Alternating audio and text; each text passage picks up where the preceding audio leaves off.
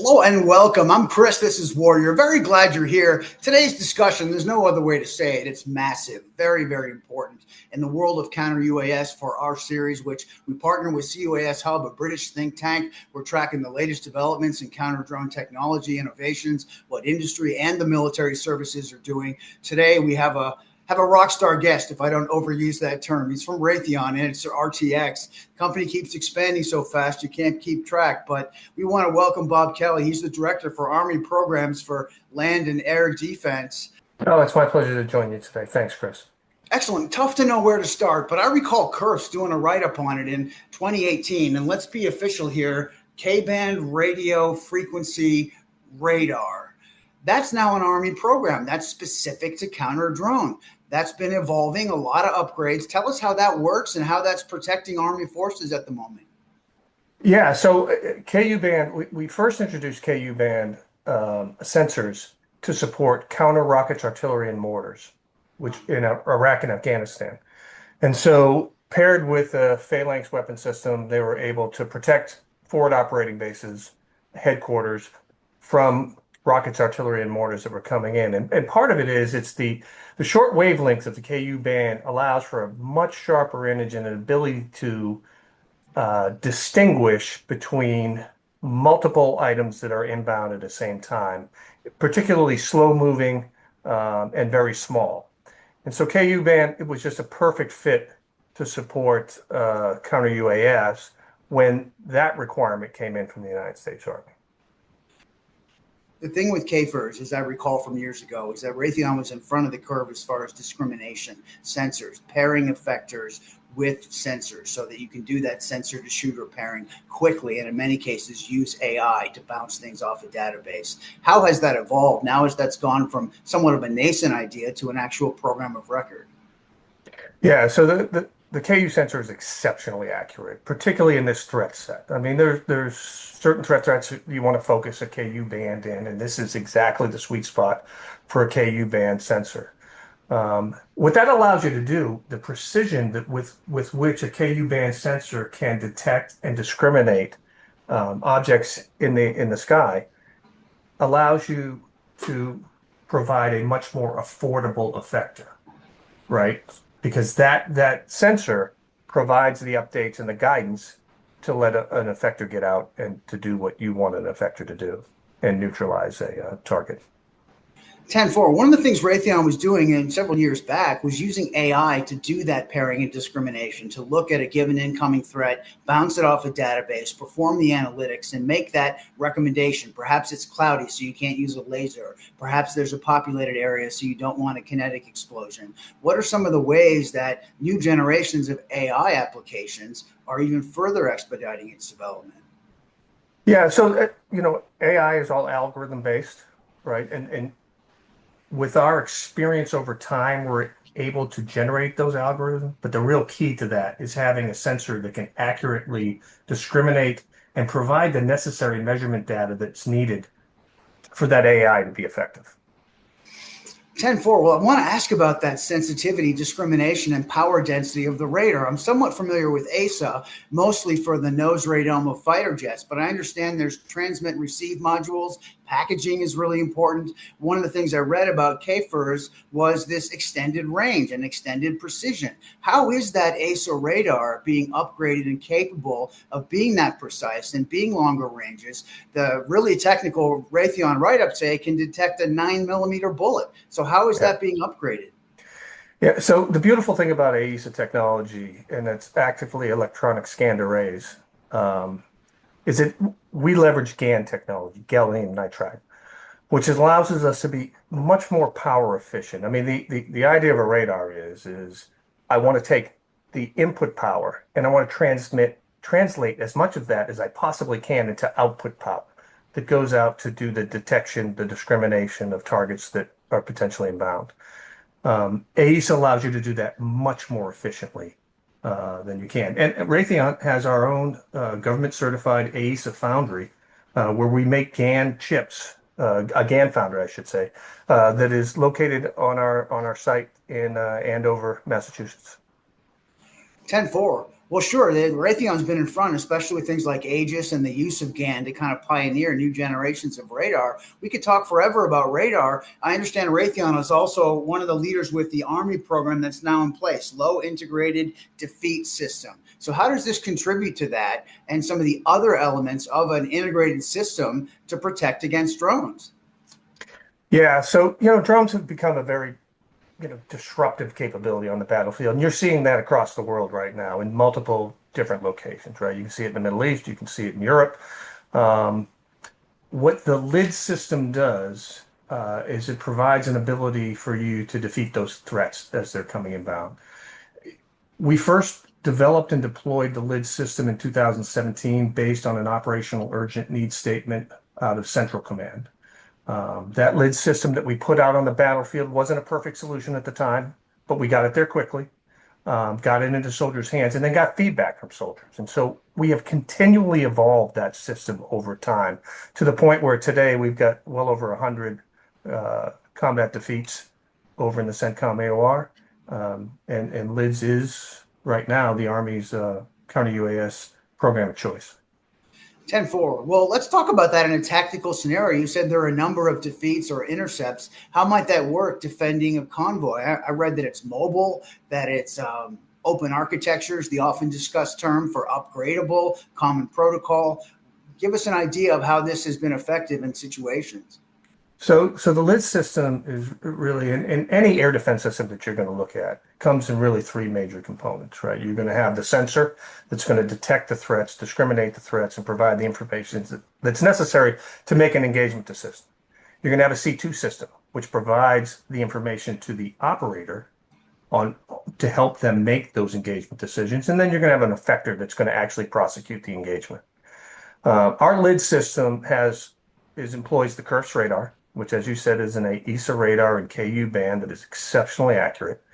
And then the end game is the effector, today predominantly Coyote, that is out on the battlefield today, which essentially is a drone that goes out and attacks hostile drones and defeats them.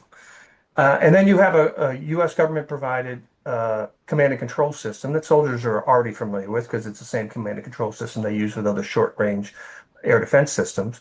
And you put those three together, and now you have a system that is capable of defending U.S. Army and joint assets from UASs.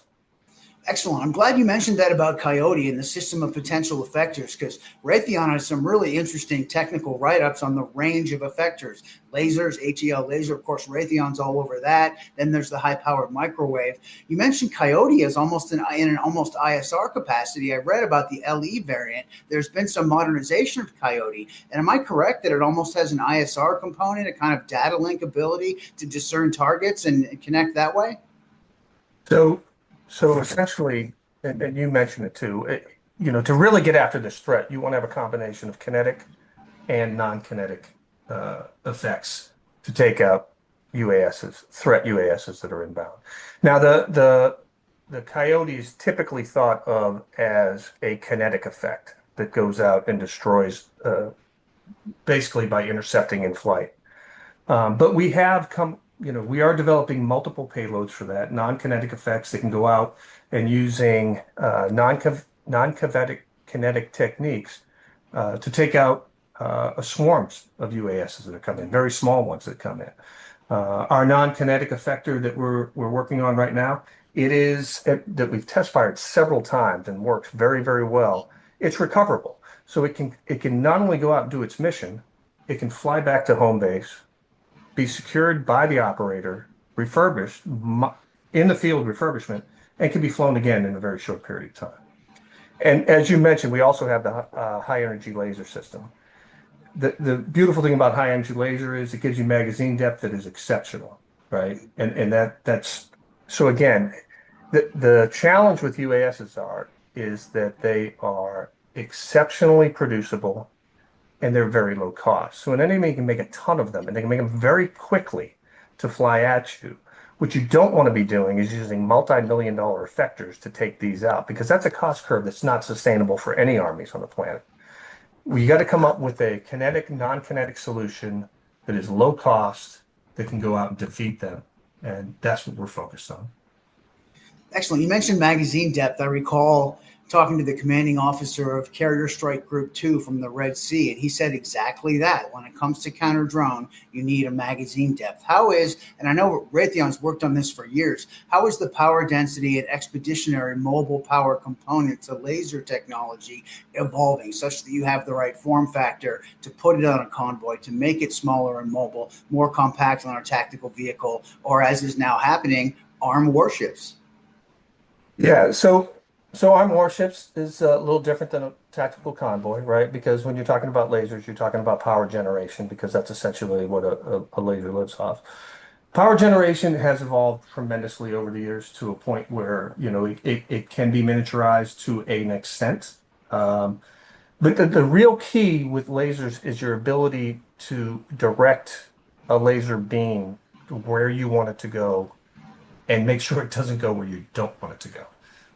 And that's really kind of the secret sauce associated with lasers, and that's where our focus has been. Making lasers is not that challenging of an engineering problem. Making it go where you want it to go for the duration you want it to go, exactly where you want it to go, that becomes more of a challenge, and that's where we think we make a discriminating factors there.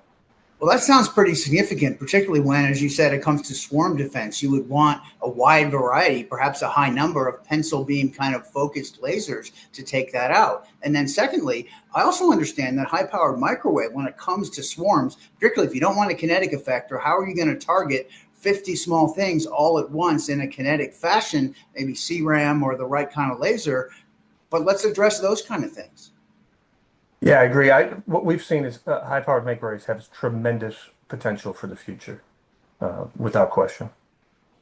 So one of the things that's real cutting edge with counter drone technology is the ability to discern the or the RF protocol of an incoming drone, bounce it off a database, identify that because many of them are quickly recognizable, commercially available, and then make that pairing and either disable the guidance system or in some cases take it over and land it. How is Raytheon integrating that kind of counter drone technology? A lot of innovators are looking at these kinds of kind of defensive bubbles, if you will. Yeah, so that's an essential element of this, right? The more that I can understand about a threat that's inbound to me, the better that I can tailor my effects to defeat that threat, right? And so, yeah, it's an absolute priority for us. I want to thank you for your time. As we look at future integration of counter drone technologies, one of the things that you really seem to emphasize was this notion of discrimination. And the ASA radar on KuRFS can detect a 9 millimeter bullet, that it's even able to separate the clutter, or essentially declutter an environment. You mentioned a fair amount about the sensing, the seeking, the discrimination. How is that accomplished technically? What can we say about that? Because that seems so critical. Again, it has to do with the short wavelengths and the efficiency of an AESA front-end radar. Um, the The AESA radar was found very successful during the Iraq and Afghanistan's war for its ability to actually detect.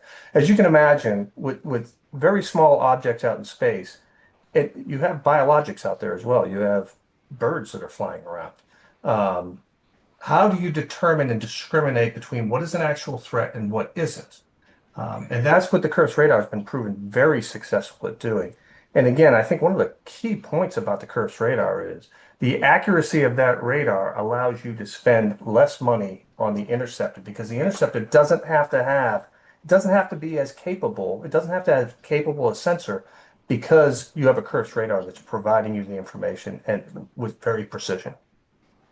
This truly is the last question. What about the idea, and I know Raytheon's been working on this for years, the idea of zero trust and increasing the reliability of AI? What happens if a sensor detects something that's not part of the database, it makes a false positive, or it somehow is inaccurate or incorrect?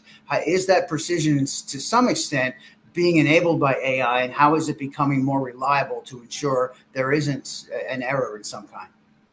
I mean, one of the tenets of AI is to be a learning system, right? And so what we try to do is we try to have learning machines that will get better at all times. The more you operate a machine that has AI, as long as it's machine learning involved, that system will get better over time. It'll be a better system without doing any upgrades, just by its experience on the battlefield. 10-4. That's what I understand is through ability and advanced algorithms to take a more holistic reading on something and look at a number of variables in relation to one another, put things in context and learn and make those discernments without necessarily needing more human input to increase accuracy. Sir, is that about right? And is Raytheon doing that? Yes, absolutely. We're looking at it in all aspects of the business. Well, Mr. Bob Kelly, Raytheon, Director of, let's be accurate here, Land, Air, Defense, Army Programs. We want to thank you as Thank you. Great talking to you.